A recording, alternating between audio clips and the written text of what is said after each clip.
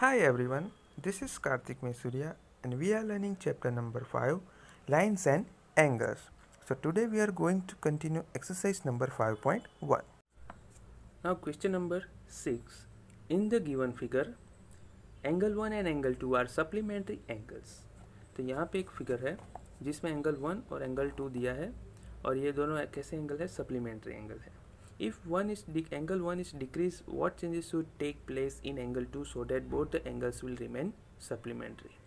तो यहाँ पे एंगल 1 डिक्रीज हो रहा है, राइट. तो ऐसा कौन सा चेंज होगा एंगल 2 में जिससे कि ये दोनों एंगल सप्लीमेंट्री ही रहे, राइट. तो देखते हैं.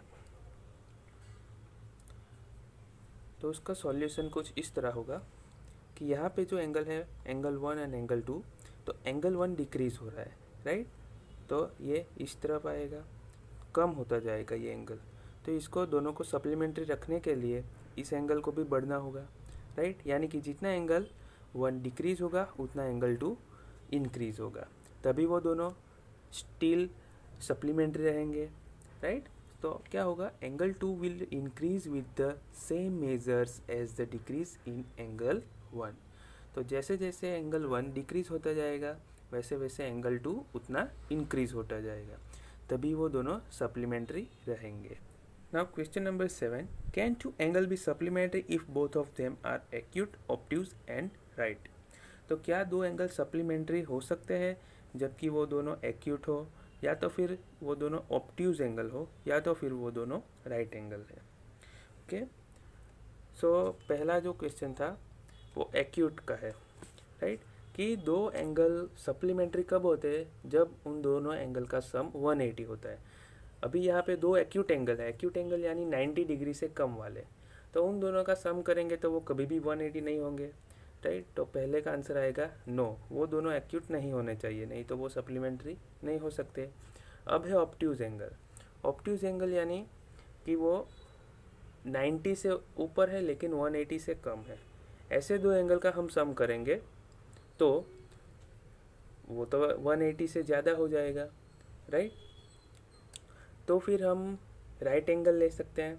राइट एंगल कितने का होता है, 90 डिग्री का. तो 90 डिग्री प्लस 90 डिग्री क्या होता है, 180 डिग्री, राइट. तो वो दोनों सप्लीमेंट्री हो सकते हैं. तो दो एंगल अगर राइट एंगल है तो वो सप्लीमेंट्री हो सकते हैं.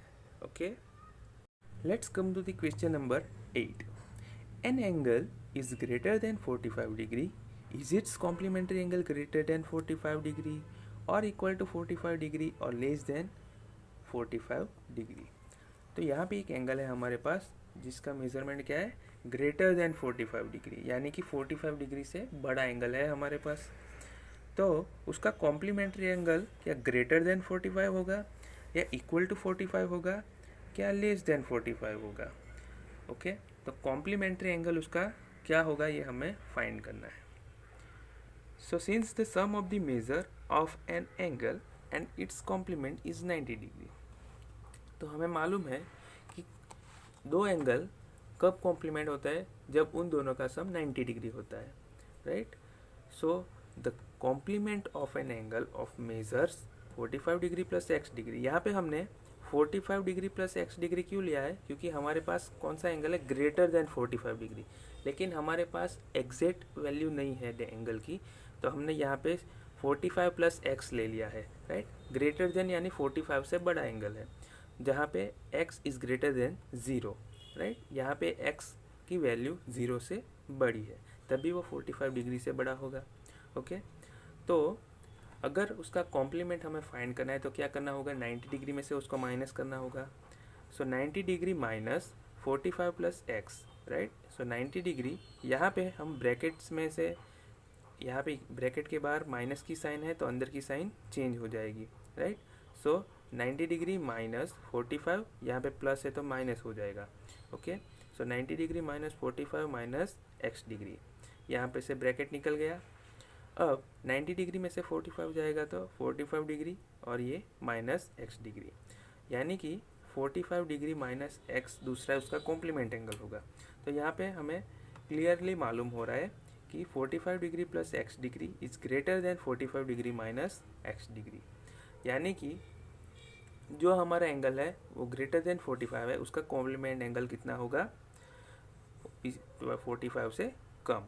Hence the complement of an angle greater than 45 degree is less than 45 degree. Okay, तो जो कॉम्प्लीमेंट एंगल होगा हमारा वो इस एंगल से लेस देन होगा। Okay, let's come to the question number 9। In the adjoining figure first, तो यहाँ पे आपको एक फिगर दी गई है और उसके ऊपर से कुछ क्वेश्चन दिए हैं और हमें इसका आंसर करना है। तो यहाँ पे इस फिगर में 5 एंगल्स बन रहे हैं, angle 1, angle 2, angle 3 and angle 4। इसको मैंने अच्छे से ड्रॉ कर लिया है। यहाँ पे 2 लाइन्स है, ओके, लाइन ए बी और लाइन सी डी, और एक रे निकल रहा है ओ ई। तो यहाँ पे टोटल 5 एंगल बन रहे हैं, 1 2 3 4 5, और ये जो पॉइंट है वो पॉइंट है ओ। ओके, तो क्वेश्चन फर्स्ट क्या है, is angle 1 adjacent to angle 2? तो क्या एंगल 1 एंगल 2 का एडजेसेंट एंगल है? तो सबसे पहले देखेंगे एंगल 1 कहाँ पे और एंगल 2 कहाँ पे। तो ये दोनों एडजेसेंट एंगल है या नहीं है, कैसे मालूम होगा? तो बहुत इजी है। एडजेसेंट एंगल यानी एक दूसरे के बगल में हो ऐसे एंगल, राइट, जिसका एक कॉमन आर्म होता है और 2 नॉन कॉमन आर्म होते हैं। तो एंगल 1 जो है और एंगल 2 जो है उसकी कॉमन आर्म क्या है, ये वाली, राइट, और उसकी जो नॉन कॉमन आर्म है वो उसके अदर साइड होता है, एक यहाँ पे और एक यहाँ पे है। तो यस, इसका आंसर क्या आएगा? यस, वो एंगल 1 और एंगल 2 क्या है, एडजेसेंट एंगल है। नेक्स्ट है, is angle AOC and adjacent to angle AOE? Angle AOC कौन सा है, AOC, और दूसरा कौन सा है, AOE। तो ये दोनों जो है वो क्या एडजेसेंट एंगल है। तो AOC और AOE, उसमें ये जो एंगल है वो एंगल दोनों एडजेसेंट नहीं हो सकते, क्योंकि इसकी नॉन कॉमन आर्म जो है, राइट, वो एक ही साइड पे है, एक यहाँ पे है और एक यहाँ पे है। तो हम इसको एडजेसेंट एंगल नहीं बोल सकते हैं। तो नॉन कॉमन आर्म्स क्या होनी चाहिए, कॉमन आर्म्स के डिफरेंट साइड पे होनी चाहिए, तभी हम उसको एडजेसेंट एंगल बोल सकते हैं। Next, now third question is, do angle COE and EOD form a linear pair? तो क्या COE और एंगल DOE लीनियर पेयर बना रहे हैं या नहीं?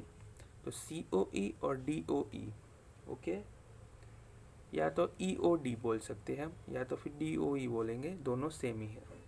ओके, तो ये एंगल दोनों जो है वो लीनियर पेयर बना रहे हैं या नहीं, ये क्वेश्चन है। तो सबसे पहले आप देख लो कि ये एक एंगल है और ये एक एंगल है, राइट।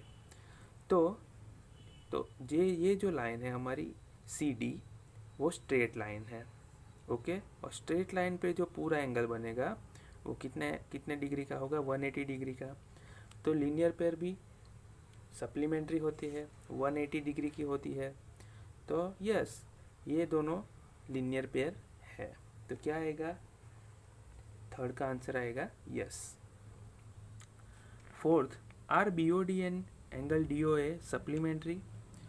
चलो देख लेते हैं। BOD, तो एंगल BOD और DOE, क्या ये दोनों एंगल जो है वो सप्लीमेंट्री है या नहीं? तो बिल्कुल है, क्योंकि ये जो लाइन है AB वो स्ट्रेट लाइन है, तो उसके ऊपर जो भी एंगल होंगे वो क्या होंगे, 180 डिग्री के होंगे। तो यस, इसका आंसर बहुत सिंपल है। नेक्स्ट है, is angle 1 vertically opposite to angle 4? तो क्या एंगल 1 एंगल 4 का वर्टिकली अपोजिट एंगल है? यस, क्योंकि ये दोनों लाइन यहाँ पे मीट हो रही है और ये दोनों एक दूसरे के वर्टिकली अपोजिट भी है और इक्वल भी है। तो आंसर क्या आएगा, yes. Now 6, what is the vertically opposite angle of angle 5? तो एंगल 5 का वर्टिकली अपोजिट एंगल क्या होगा, ये रहा, ओके, लेकिन यहाँ पे एंगल 2 और एंगल 3 दोनों प्लस होने चाहिए, क्योंकि ये दोनों क्या होने चाहिए, इक्वल होने चाहिए, तभी वो वर्टिकली अपोजिट होंगे। तो angle 2 plus angle 3 is equal to angle CO। तो एंगल 5 का वर्टिकली अपोजिट एंगल क्या होगा, angle C O B, right.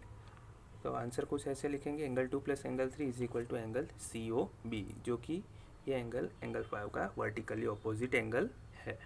Okay, thank you.